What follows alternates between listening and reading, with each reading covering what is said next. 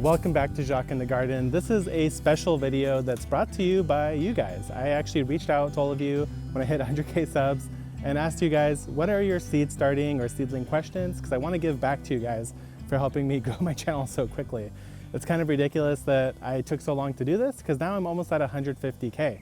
So I think we'll do this every 100K subscribers.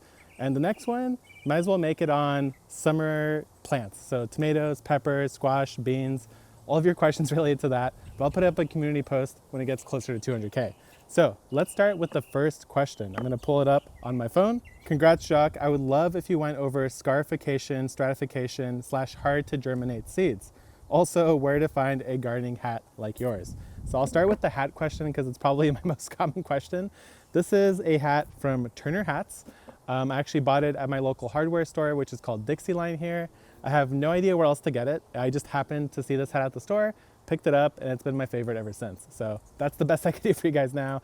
But let's move on to the seed starting question. Now, there are some seeds that are hard to germinate, and those are usually the ones that have very thick coats, things like, or even big seeds. So things like loofah can be hard to germinate, but a classic example that I'm going to show you guys right here is okra. So when it comes to okra, it's a pretty thick, hard, heavy seed. So there is a way to help germinate it faster. Now, just for reference, here's my okra that I did nothing to, and it germinated just fine. So you don't have to do this, but if you are struggling to get a specific kind of harder seed to germ, here's what you could do. You grab, let me set this aside. Take a piece of sandpaper.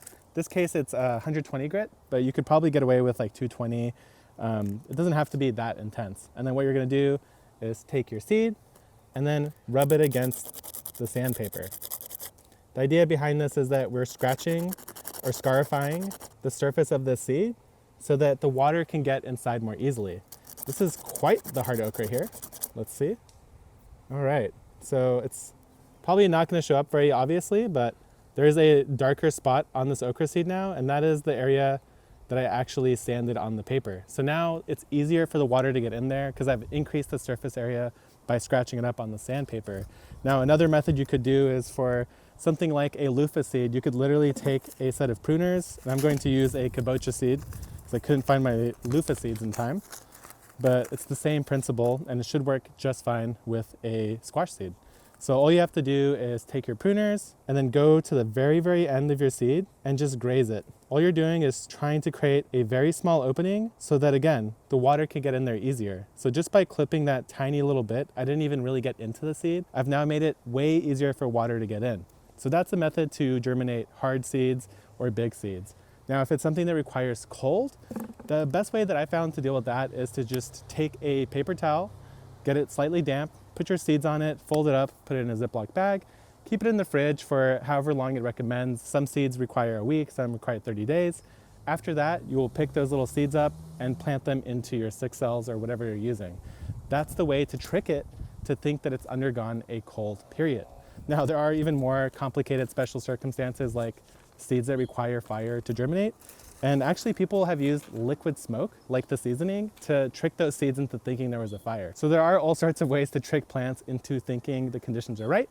And these are just some of those examples. So this next question is, I would love an in-depth poppy flower from seed explanation. So here are 2 poppy seed packs, and notoriously, people will say you cannot transplant them, but you can. I've done it many times every single year.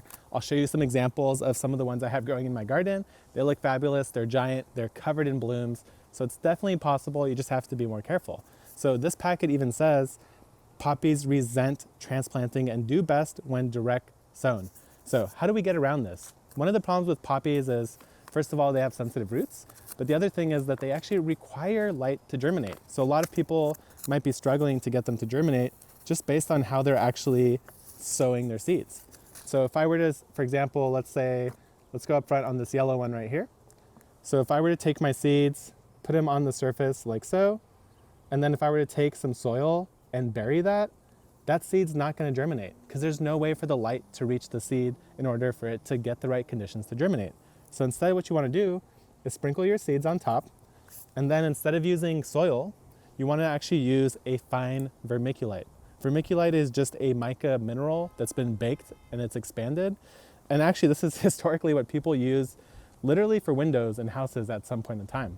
So what you're gonna do is just take a very thin layer of it, sprinkle it over your seeds, and then when you water this, you wanna mist it. You don't wanna hit it with anything too hard because that'll kick up the seeds and bury them underground. Now the vermiculite has two amazing properties. One, it lets light pass through it. So that's going to satisfy the conditions of poppies which need light to germinate. But two, it actually acts as a sponge at the same time. So it soaks up water, holds it very well, and will then transfer it over to your poppy seeds. So that's how I start all my poppies. And when I transplant them, I try to just be very careful not to disturb the roots. And that's all I've done, and it's been very successful for me. Here's one of the poppies I started from seed. It's about to bloom very soon. This is the Chima poppy. It's a bread seed poppy. As you can see, it's very large, very vigorous, and it's absolutely covered in blooms that are soon going to be exploding. And right here is another example. So it's truly very possible to start them from seed, transplant them in, and they'll do just fine. This next question is, how do you tackle more difficult to germinate seeds? This kind of goes back a little bit to the other one, but they were more specific with things like hot peppers and flower seeds varieties that could also be challenging. Now, I'll say that I have one seed that for whatever reason, whatever I do, never seems to succeed, and that is coneflowers. I always try to grow them in cells and transplant them out. I don't know what happens. At some point, they either never germ or they just die along the way. So this is like my white whale now. I don't think there's anything particularly hard about coneflowers. For some reason, they just hate me or hate the soil here, but I'm gonna keep trying. Now for other things that like hot peppers can take a very long time to germinate, especially if you don't use a heat mat. That is pretty much the guaranteed secret to growing hot peppers or any of those summer classics. They actually do want hot temperatures to germinate. So if you put a hot pepper seed on a heat mat, it'll germinate probably within a week to 2 max. If you didn't put on a heat mat, it could literally take over a month for that one seed to germinate. So that's kind of the deal. You have to just play the game with some of these seeds. If they require heat, you gotta give it to them. If you don't, you're gonna have to wait a very long time, and the longer it takes for that seed to germinate, the bigger the chance that it's going to succumb to some sort of disease or fungal infection and die along the way. So you just need to follow some of the suggestions for some of these different plants. If a flower seed, for example, like the poppy, requires light to germinate, it's never gonna germinate if you bury it. So if you've had struggles, and I'm not trying to put anyone on the spot here, I'm just saying if you've had struggles with a particular seed, look up maybe more specifically what that seed needs to germinate. So if you struggle with poppies and you read up a little bit like how to grow poppies from seed, if you Google that, you'll probably find that it requires light to germinate, and that will probably solve the issue that you've been dealing with. So with hot peppers, they need heat. With things like poppies and other flowers, they might need something special like scarification, cold periods, or light to germinate. Here's another great question, which is, what do you use for seed starting mix and for potting seedlings up? I bought an organic potting soil to pot up, and it has a lot of large pieces of wood. I'm wondering if the seedlings won't do well in it. So that is a common concern, and it's an issue that I also have experienced as well. What I use for my seed starting mix is actually a very high quality potting mix. Usually it's the Fox Farm soils because those are available to me in my area. And in particular right here, this is Strawberry Fields. I really like the Strawberry Fields because it has some coconut coir in there and just a little bit of peat and a nice mix of perlite, pumice, and some sort of nutrients as well. But I don't use it straight up. If I did, it would be full of big chunks of like little rocks and actual twigs. So what I do is I sift this on 1/4-inch hardware cloth that I built as a little sieve, and then that's what I use. And it's been working really well for me that way. It's cheaper than buying specialty seed starting mix. And when it comes to potting up, I just don't sieve it anymore. Because once the seedlings are established, like for example over here, we have a squash. At this point, the squash has enough roots and enough life in it that it doesn't actually need no wood or any sort of materials like that. In general, the wood in that potting mix should be fairly broken down enough, and there should be other nutrients available that it's not an issue. So when I pot up, I just go directly into potting mix. I don't worry about it anymore. This next question is another common seedling problem. What do you do when your seedling has emerged, but the true leaves never show up? In this case, the person has waited 2 weeks and they still haven't seen their true leaves. So here's an example just to clarify what they're talking about. When you have a plant, the first leaves that emerge usually look a little bit different than the rest of them. They usually are more rounded, they're smaller, they're lower down on the plant, and they don't have that full form that the final plant has, in this case, peppers. The reason why this usually happens is because that seedling is stunted. Stunting usually occurs from Most commonly, probably overwatering, keeping the soil too wet for too long, never letting it dry a little bit, and that just suffocates the plant. It can't really grow anymore and it goes into a sort of stasis. The other thing that could happen is that maybe your plant has undergone shock, like you were growing it inside, you took it out too fast, and now it's just frozen in time. The best solution that I found for stunted seedlings where they don't produce new leaves is to simply pot them up. Now, you might be struggling to pot it up if the seedling has only just emerged and there's not enough roots to hold all the soil together. That's fine, just shake off as much soil as you can and nestle it into a new container. I'll even do that really quick over here with one of these cucumbers. I'll just go ahead and yank it right out of here. Let's see. All right, so there's our example. You couldn't pull out the whole soil block and you only have a couple roots. That's totally fine. This is plenty of root for this plant to continue to grow. Now you could either go into the same size container or you could step up, but in this case, I'll just show you an example. I'm just gonna poke a hole, place that in there, firm up the soil around it, and then if you water that, it will now take off. Just make sure you don't overwater it because that's most likely the cause of the stunting to begin with. This next question is something that I actually couldn't answer until literally this year because I've never had the problem before. And that is, how do you deal with fungus gnats? Fungus gnats are these little gross things that live on your soil. They jump around, they spread diseases to your seedlings, and generally they're just not very pleasant. Now, the reason why I got them this year is because I was using a pop-up greenhouse and I left them in there for too long. There wasn't enough wind and the soil just stayed too wet and the fungus gnats essentially went crazy. So let me go grab the solution and I'll show you exactly what to do. All right, there it is. These are called mosquito bits and it's actually a strain of BT. BT is a very common bacteria that's often used to kill things like caterpillars, but there is a strain that works well on mosquitoes and fungus gnats. So the way you do it is you mix 4 tablespoons to a gallon of water, let it sit for 30 minutes, and then you use that water to water your seedlings. So here I have some that I already mixed up, and all I'm going to do is water on the surface, and also you could bottom water. In this case, I am watering on the surface because the fungus gnats are likely living on the very top. I'm also going to put some down low, because if there are any of their eggs down here, I want to make sure that they get murdered, because I don't want any fungus gnats ever again.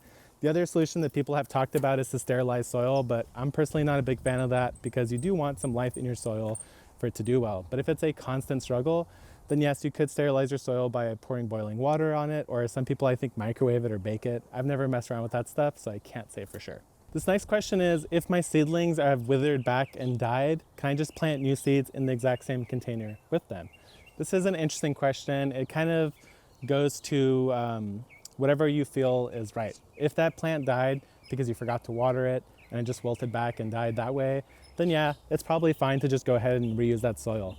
But if it had like really bad fungus gnats, or maybe it died from a fungal infection, the leaves look all spotty and have a bunch of dimples on them and fungal disease, then I would probably just toss that soil and start with something new, just to be safe. This next question is, how do you handle seedlings that don't like their roots to be disturbed?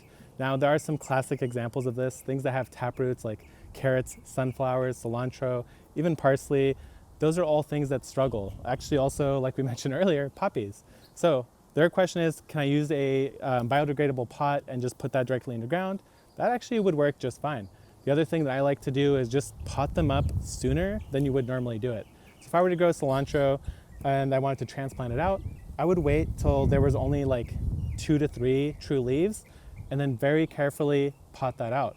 If you let it sit too long, that's when you're gonna really start to struggle. But if you pot them up earlier than you usually do, they tend to be just fine. So that's my way to work around it, just because I don't wanna add in another system with those biodegradable pots. And otherwise, I'll also just direct seed some of these things. If the season's right, the timing's right. This time of year, for example, I'll just go around and I'll just pop sunflower seeds wherever I want. And that's how I get my sunflowers going right now. These next 2 questions are sort of related, so let's tackle them together. How do I prevent mold on my seedling soil surface?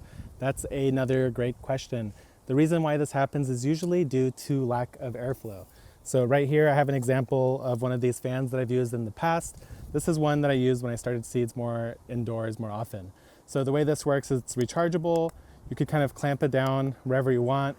And what you would do is you would set up this fan somewhere where it's going downwind or it's blowing across your seedling cells. And that helps keep the surface of the soil dry. It keeps the air moving, and it kind of essentially makes it impossible for that algal or mold to grow on the top of your soil. The other thing you could do is always bottom water. If you always bottom water, you're less likely to have very wet soil surface, and that will also help quite a bit. So airflow and not overwatering. Now, the other question that I'm tagging onto this is, can I use cinnamon on top to help prevent that growth in the first place? I think technically it can work, and I believe there was some study that showed it has some effectiveness on stopping damping off. You can certainly try it. I haven't tried it, I don't have any direct experience, but I like to just make sure I have enough airflow, and if I don't, I'll just go ahead and throw a fan on. This next question is about those herbs that you buy at the store that come in a little bit of soil and still have the roots attached. How can I actually propagate those, plant them in my garden, and have them succeed? They mentioned that usually there's something like 10 plants in a single container, and there's no way that's going to really survive for a long time after that. It's probably been fed a liquid diet of all sorts of fertilizers, most likely synthetic, so they could keep growing in that small medium. Now here's what you do. This is just a flower. These are straw flowers for an example, but you just want to be very gentle about it. And actually you don't have to be that gentle. I'm going to roll the seed ball like this, the root ball. And by doing that, I've loosened it quite a bit. So now I could just prick my seedling, pull it apart, and just keep going down the line, trying to get as many roots as you possibly can. Some plants will be more forgiving. For example, the basil is probably very forgiving. And once you do that, you'll then get a new container where you could pot them up.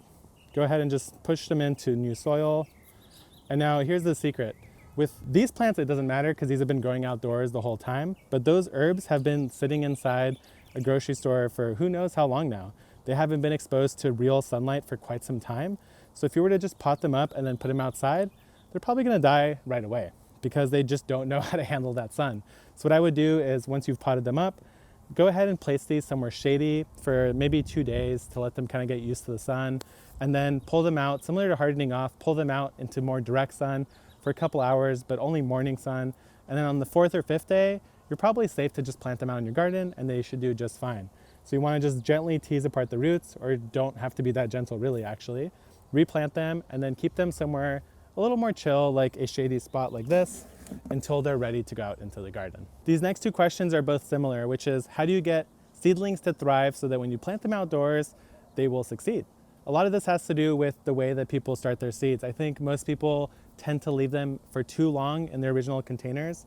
Once you start seeing, for example, either a bunch of roots bursting out the bottom of your container, or you have 2, 3 true leaves, you really want to pot them up. Any longer, and they're going to start getting stunted because they're sitting in a very small block of soil and they need more nutrients. So the other trick is that a lot of people don't realize is that when you go to the nursery and you see like a container like this and the plants are somehow this big and they look great, that's because they've been fed a liquid diet for probably their entire life.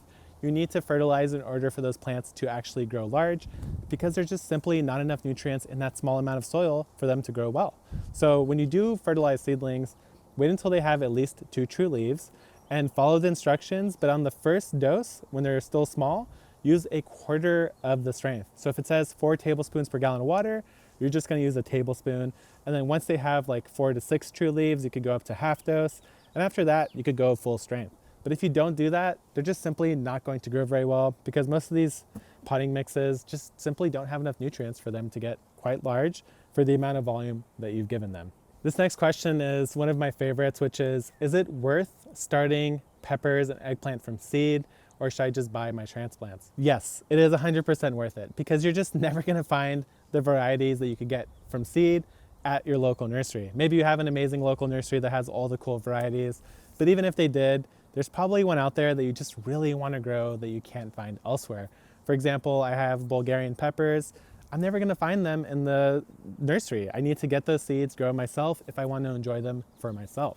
So that's really the crux of it. If you're fine with whatever you have at the local nursery, then that's fine. Go ahead, stick with those. There's nothing wrong with that. I still buy plants from the nursery, but there are certain things that I just wanna eat, and if I can't find them at the nursery, I'm gonna start them from seed. And in general, almost every single tomato and pepper that I grow and eggplant is started from seed because I like to choose my varieties for specific use cases. This next question is actually harkening back to one of my first videos on the YouTube channel, which is that I almost never direct seed anything. And they're wondering if my thoughts have changed on that. Now, I don't actually remember what I said about corn, but corn is something I have transplanted a lot in the past, but right behind me is a corn patch in the making that I direct seeded. I found that when you transplant the corn, it's more likely to fall over during high wind, but when you direct seed it, it has a deeper, more vigorous root network at the beginning, and it's less likely to fall over. So corn is something that I will probably always direct sow, at least when possible. And another example of this is actually things like wildflowers or pollinator patches. So this guy right here was scatter sown.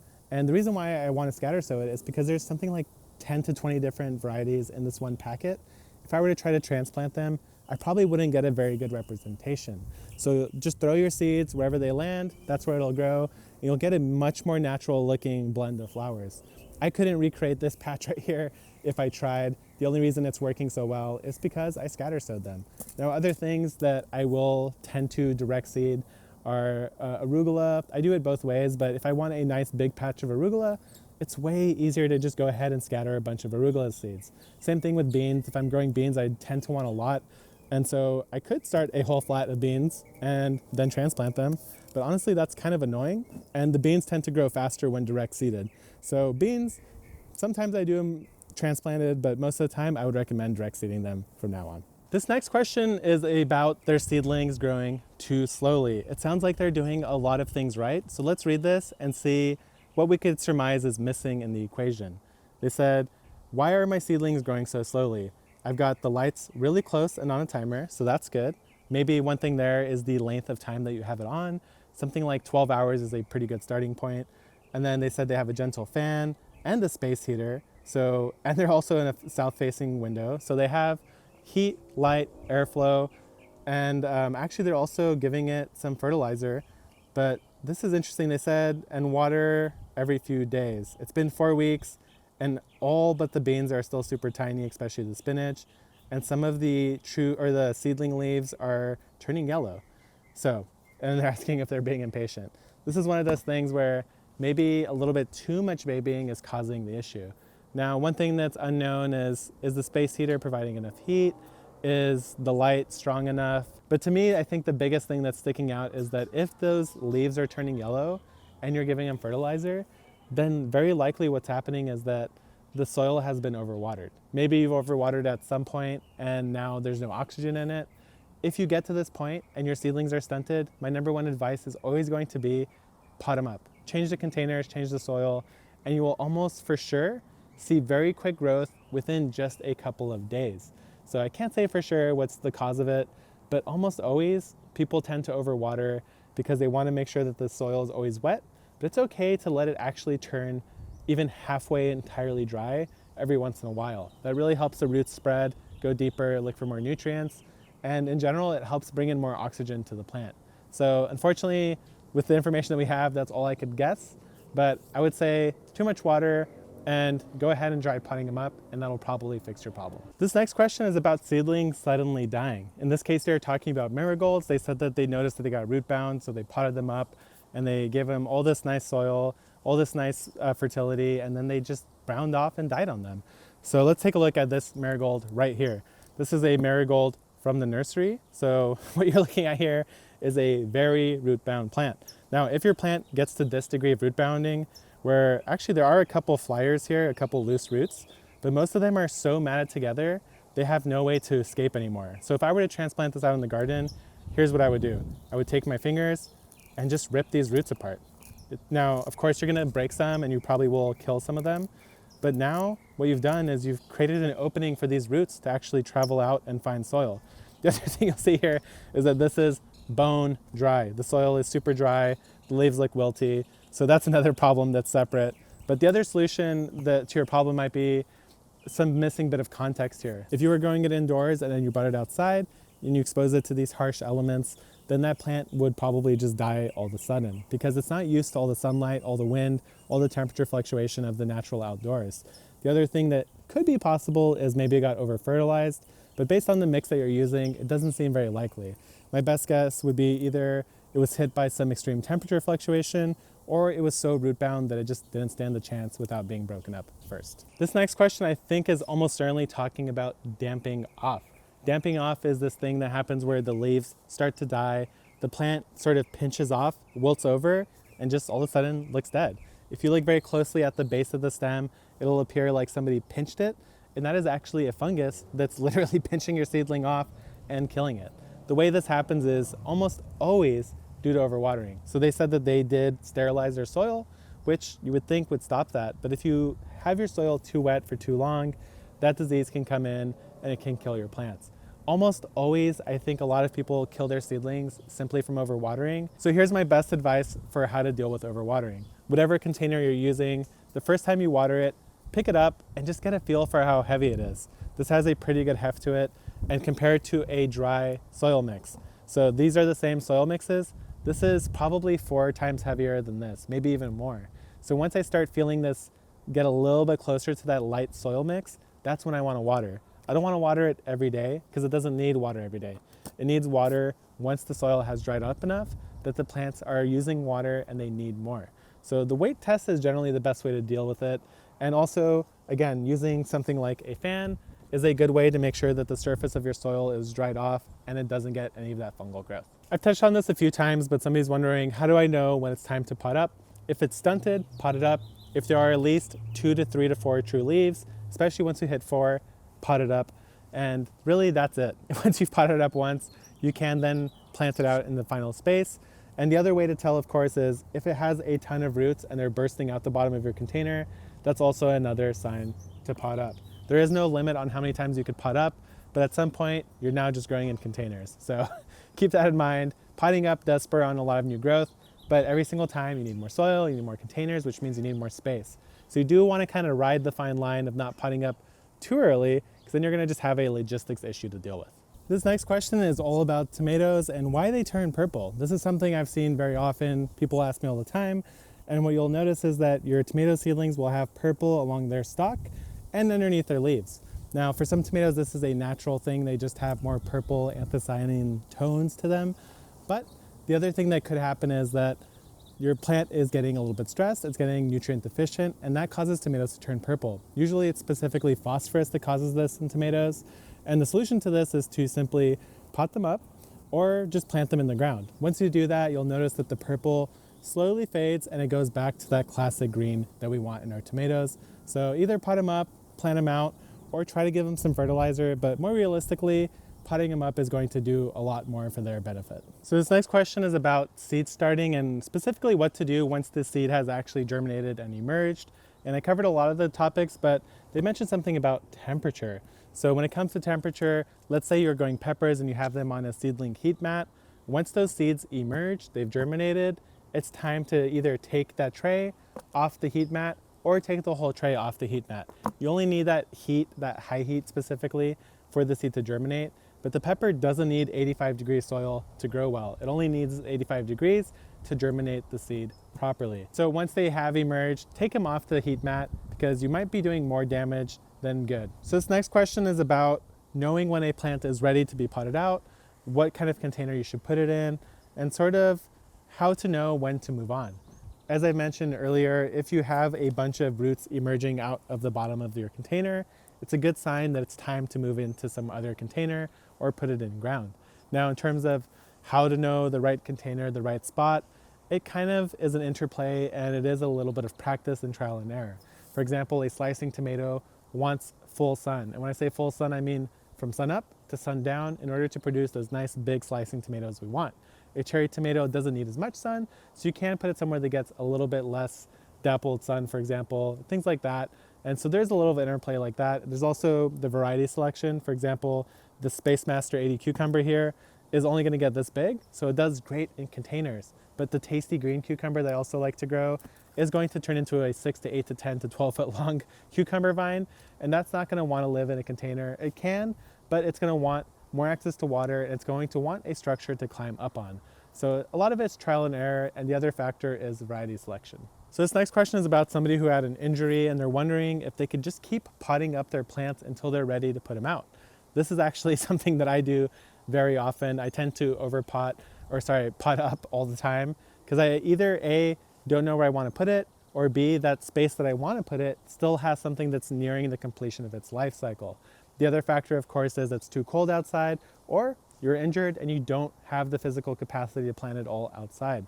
So yes, you can pot up basically for infinity, but at some point you're just container growing And the other caveat I'll say is that some plants just have a genetic time clock built into them.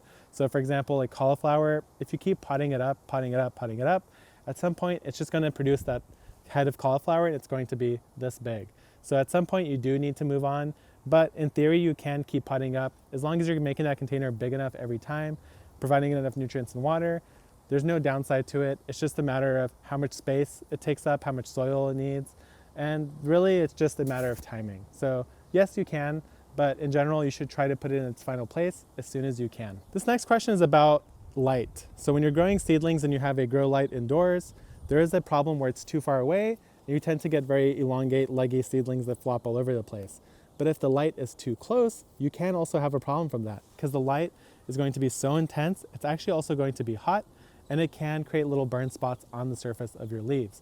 So once you start seeing little sunspots, little kind of burnt off areas on the top of your leaves, that's a sign that your light is too close. So yes, you will have to find a way to either move the light upward somehow or bring your seedlings down lower. This next question is one that I didn't take a screenshot of, but I swear somebody asked me about sweet potatoes and growing sweet potato slips at home. So full disclosure, I have a full short on this, so I'm not gonna go too deep into it, but this is by far the best method I've found. And it's you take a grocery store sweet potato, and you put it in about ½ inch of soil, water it, and put it on a heat mat. Once it's on the heat mat, it's going to start pumping out all of these growths. And this plant right here is only 20 days old. All of this growth happened in 20 days. And once these slips emerge from the potato, then you want to start hilling it up with either soil or vermiculite. And what you'll end up with is a slip that already has roots attached to it. So now I could take this, plant it out in the garden, and in just 20 days, I have sweet potato slips grown from scratch for essentially free that I can now plant wherever I want in my garden. This next question is, should I always start my seeds in a small container, or can I just grow them directly like in a 5-gallon container? The answer is yes, you can, but the bigger the container, the more likely you are to have some problems, most likely related to overwatering, stunting of the seedling, and just imagine something like this tiny seedling here. Can it really take full advantage of a 5-gallon grow bag? No. So that soil is going to mostly sit wet. It might dry out a little bit right around the seedling, but it just simply doesn't have the capacity to use all those nutrients and all that water. And as you keep watering that soil, you're washing away nutrients that plant's never going to get access to. And once those roots reach the bottom, your soil is probably depleted because you've watered everything away. So you do want to always start as small as you can, work your way up, or at least start small and then pot up into your final container once it has some amount of roots. All right, this final question I'm only going to put up here. I won't read the whole thing, but it's really funny. And it's about seed starting as an addiction. Now, obviously, I'm making a little bit light of this, and I think they are too, but it is addicting. It's a fun thing to do. You end up with all these seeds I have. I don't even want to tell you how many seeds I have because I don't know. And I have multiples of, for example, tomatoes. I probably have like 60 different tomato varieties. Do I have space to grow 60 tomato varieties? No, I don't, but I want to grow them. I want to have them because I like them. And also I end up growing things that I don't like to eat either. So I had this thing called the leech-tea tomato once. It sounded cool on paper. It was like, grow your own fruit as an annual and make pie with it. But it turns out the entire plant is literally covered in spikes. And when I say spikes, I really mean thorns that are ½ inch to 1 inch long, erupting out of every single surface, including the leaves, the stalks, and even the cap of the fruit itself. So it wasn't worth it, but it was a fun challenge. And I think all of us can relate to the fact that you take a small seed, you plant it out, and then you get something incredible like this. You get this giant Pride of Madeira from a tiny seed. You get a 12-foot tall tomato from a tiny seed and pounds of produce off of it. How exciting is it to take a small seed and grow a gigantic tree and eat off of it for years to come? It's just so much fun. I totally understand it. And that's why we're all doing it. We all love seed starting. We all love gardening because it's just such an incredible joy to experience. Now, that is the last question, but I will put up a seed starting playlist right here of all the different videos I've covered on seed starting topics. And some of these questions I even go a little bit more in depth on in those videos. So if you want a little bit more information on seed starting, definitely check out these videos. But until that 200 mark, when I put up another question series, I'll see you guys next time.